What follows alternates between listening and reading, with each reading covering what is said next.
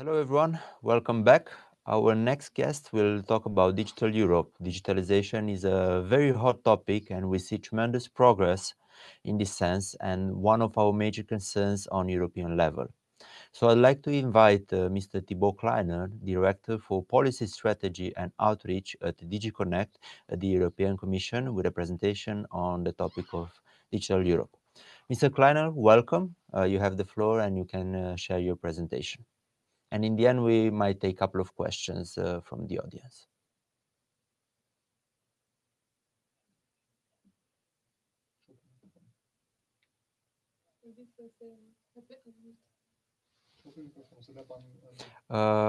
You might be on mute, so could you unmute yourself?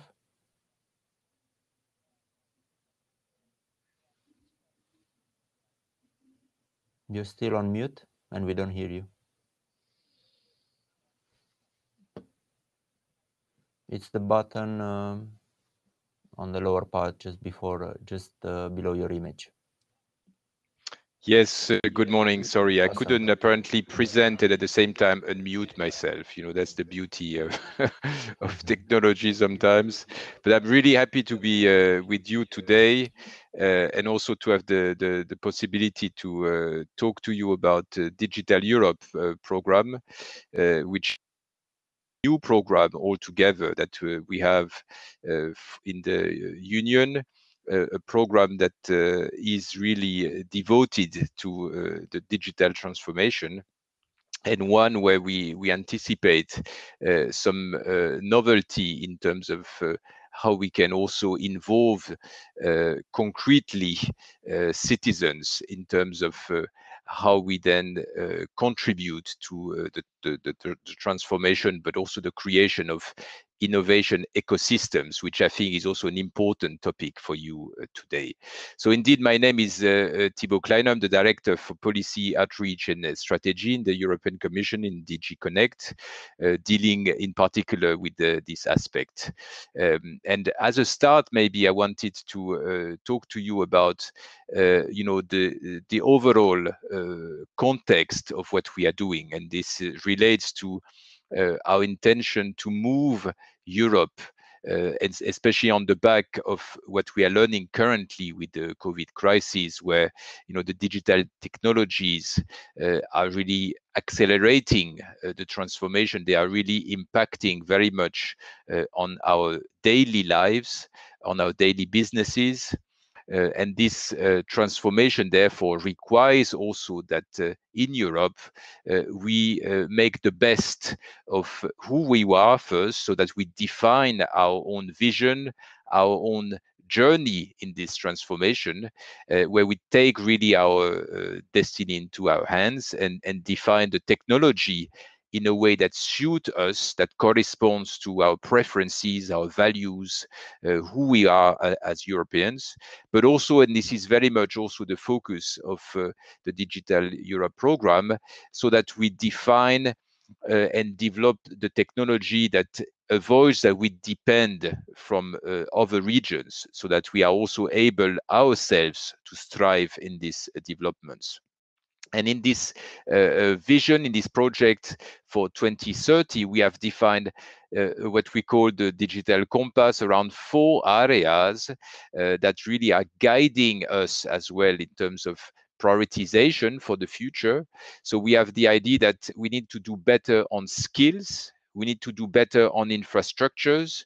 We need to do better on the transformation of business, and we need to do better in the transformation of government. And guess what? The Digital Europe program is addressing these 4 areas where we want to do better and really to deliver concrete impact for European citizens. So in a nutshell, if I start from Digital Europe, what is the budget? Because this is also an important factor that will make a difference. So as I said, it's a brand new program, and we have in total over 7 years, more than 1 billion per year.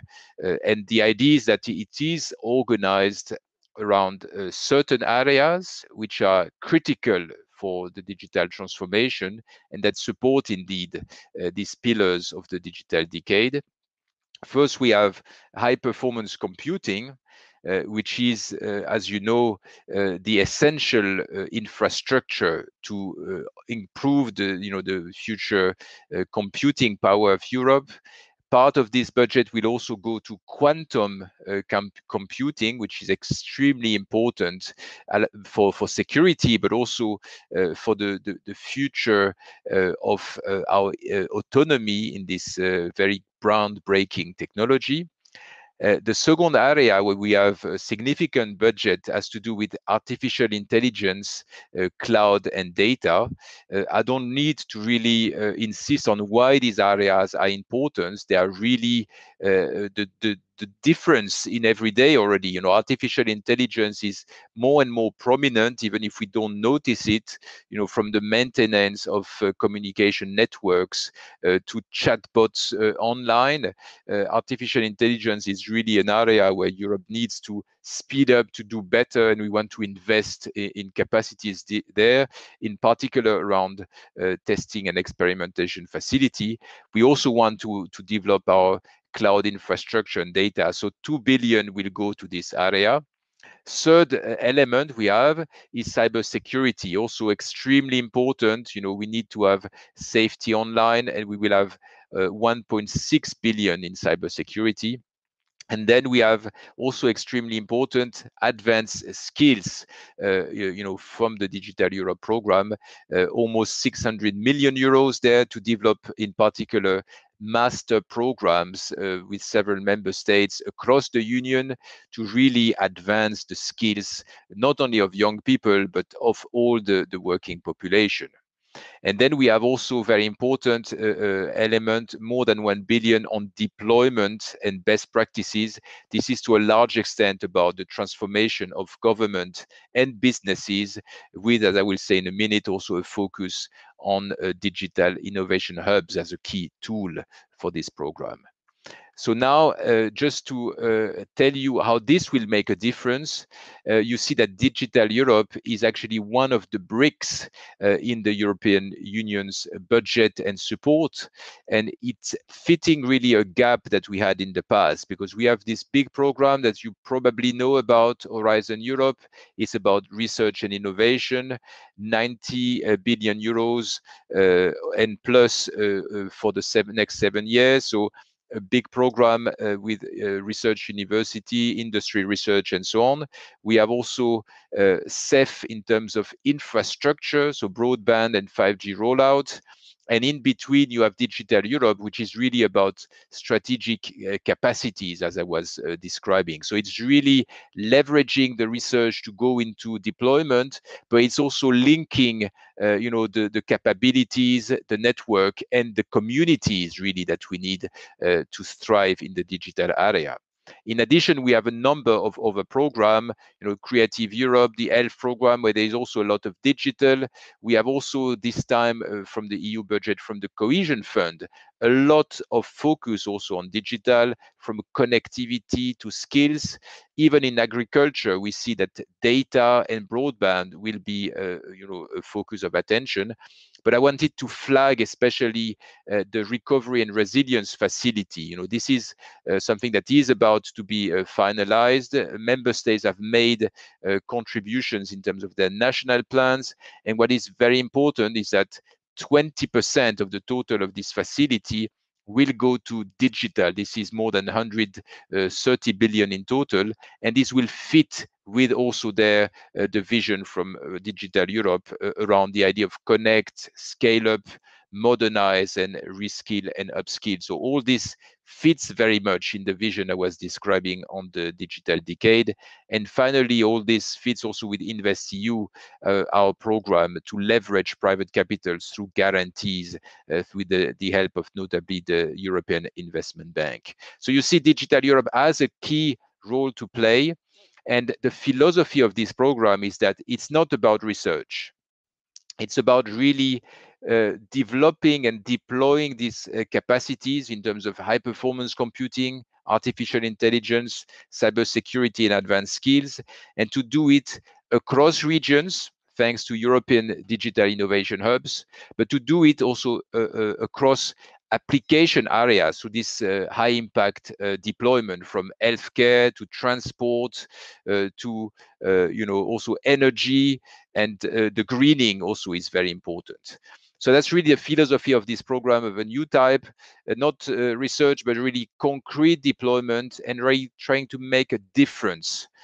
And this will happen through these main strategic objectives. I already described them a bit earlier.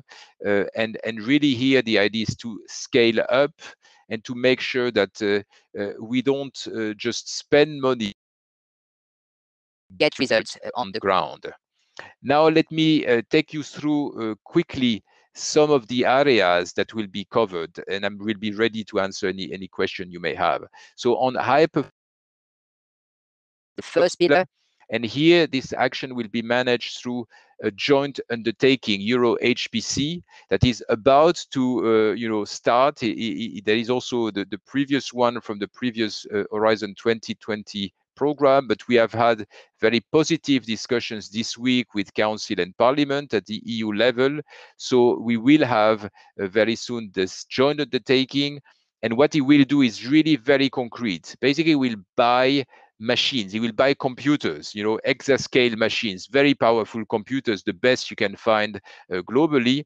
He will upgrade also existing supercomputers, and he will go into quantum computing, which is really the next challenge, the next frontier of this computing technology.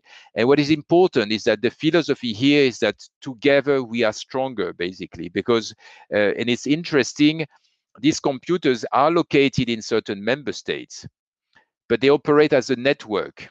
And that's really the nice thing, because it means that the computing capacities, can be put together.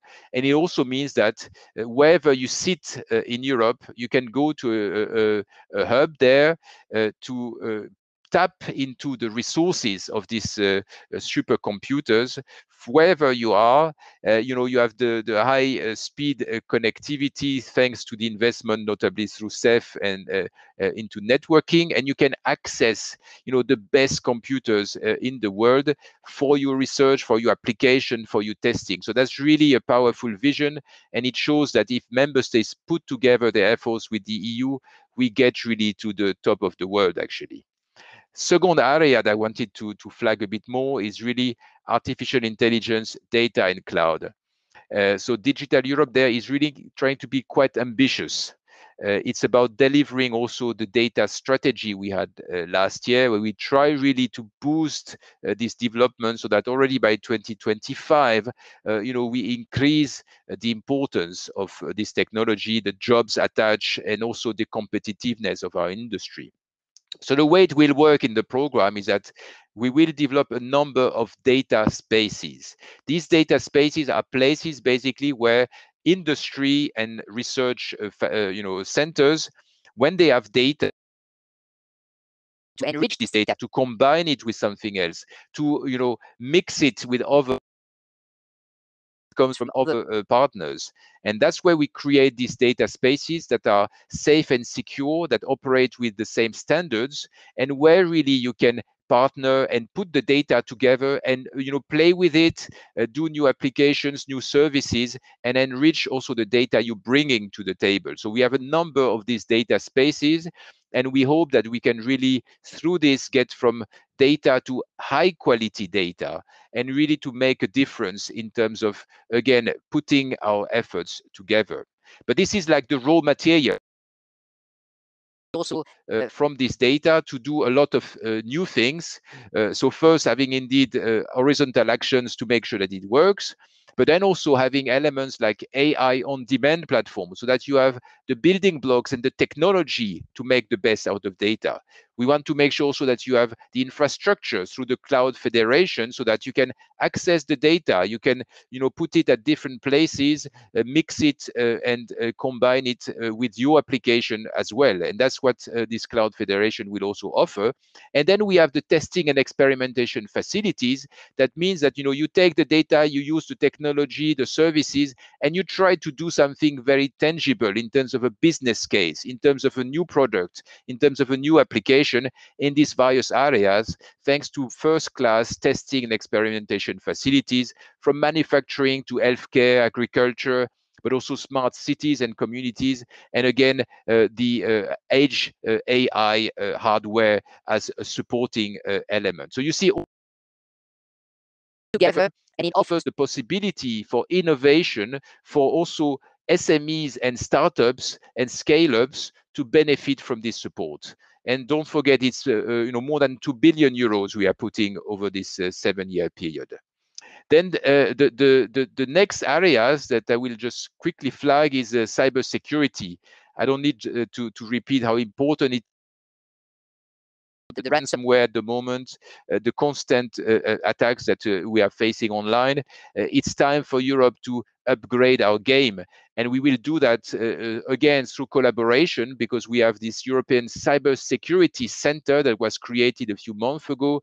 It puts all member states together under one roof to collaborate, to fund projects, to exchange resources. And again, the idea is that we would like, for instance, to have some of this support to implementation and deployment of cybersecurity infrastructure, but also support to market players and skills. And let me insist, this is very important. It means that we will have, for instance, what we call SOCs, support operating centers for cybersecurity, where you can go if you have a cybersecurity issue, and you can have access to a network of the best European experts in this area. Again, the philosophy of the program is that we pull together our resources and we get the best out of the money and the capacities. Very quickly on advanced skills, what we want to do is really to develop specialized education programs and modules in key areas, notably AI, but also cybersecurity, but also data and so on. And what we want is to make sure that we have new programs, for instance, 3 universities from 3 different member states teaming up and producing a masterclass that is offered to students across the EU. And we want to make sure that this is not only in a few cities, but it's really across the EU. In addition, we will have still support for traineeship, for short-term trainings, and also a digital skills platform where you can go if you need to find expertise in the digital sector. So all this is very important, and we anticipate also a lot of engagement from universities and member states. Last part of the program is the deployment, and where we have indeed the focus on transformation of business and of the government. The way we do it is through this European digital innovation hubs, and here we will have 1 per region. So basically we cover the whole EU through this funding. And in each region, it means that companies, no matter if they are small or big, they can go and find an entry point there to, again, a network of expertise, a network for testing and development, an entry point to HPC resources, to cybersecurity and the like. And they can also have advice in terms of how they can transform their businesses and digitalize their activities. So it's very important, we think, these digital innovation hubs. And really here we have a very good partnership with all regions of the EU. Then in terms of the government, this is this European digital government ecosystem, where here we are going to support services, in platforms, in key areas for e-government, be it from, this one only principle, the idea that you just give once a document and then it can be used across government for similar purposes. But also we want to digitalize justice and consumer protection. I mean, the justice area needs a lot more digital technologies. It takes ages for sometimes automatic procedures that can be automated. We want to change this through this effort in Digital Europe. Same thing for law enforcement. I mean, cybercrime is prominent. We need to equip also there with tools and with networking opportunities for the best experts across the EU. And then for invoicing, e-procurement, very important for business to make their life easier, as well as support for e-identity for citizens. So you see a strong element here on government. And then as regards deployment, we want to do more for the Green Deal. Really, this is very important for the whole of the EU. So we will support this also in Digital Europe. And we will also enhance confidence in digital transformation through safer internet. That's about protecting the network, but also the European Digital Media Observatory. It's about fighting disinformation. So you see that we have, with these 5 pillars, quite a nice menu. I will stop here just telling you that the program is really about to be launched. The first call will open as soon as the program is adopted. So I expect it possibly in September, I would say, at this stage, because we wouldn't want to launch it in the middle of the summer when all of us maybe will try to cross borders. And I will stop here to see if you have any questions. And I hope you can really get excited about this program and participate. Thank you, Mr. Kleiner. We got one question from the audience, but I think you kind of touched it in the past, in the previous slide. But if you have anything else to add before closing, I will just gonna address it now, about the immediate steps and calendar regarding Digital Europe. So people want to know what's going to happen, for example, this year. You mentioned a few things, but if there's anything else to add, we're welcoming that. Yes, so we're at a stage where the program, I would say, is largely written. What we need now is just to validate it with our member states. So the member states need all to be happy with the plans we have for the first work program, which will be, for 2 years, essentially. So we will have a number of calls that are being prepared. The first call, as I said, I anticipate probably for beginning of September. It depends, if member states are happy or not with the last version we have, and on that basis we will finalize, the procedures and publish all the detailed information to invite participation in specific program. One issue, if I may, at this stage, really, that is important is also that this program involves, the focus on the EU, but we are asking ourselves, how open to foreign countries also the program should be, and I think that's one important consideration that also our member states are discussing at this stage. Okay, thank you very much. And thank you for the presentation and the information. We will close now this session. So, Mr. Kleiner, keep in touch, and we're looking forward for news about Digital Europe and how we can use it in our advantage in our development, national or international as well. Now, moving on to the agenda. We will take a coffee break for the networking session that you can join in the left side of the Hopin panel, and we'll come back in 15 minutes for presentation on Horizon Europe, coming with a message coming from Maria Gabriel, European Commissioner for Innovation, Research, Culture, Education and Youth. So enjoy the coffee break and see you back here at 11:45 local hour.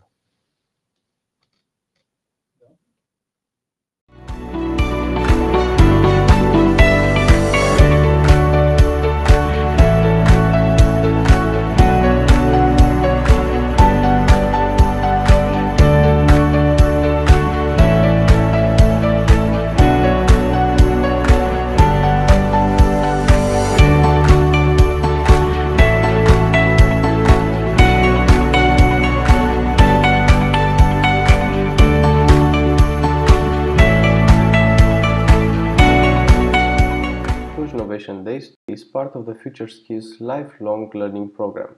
The project is co-financed from the European Social Fund through the Human Capital Operational Program 2014-2020.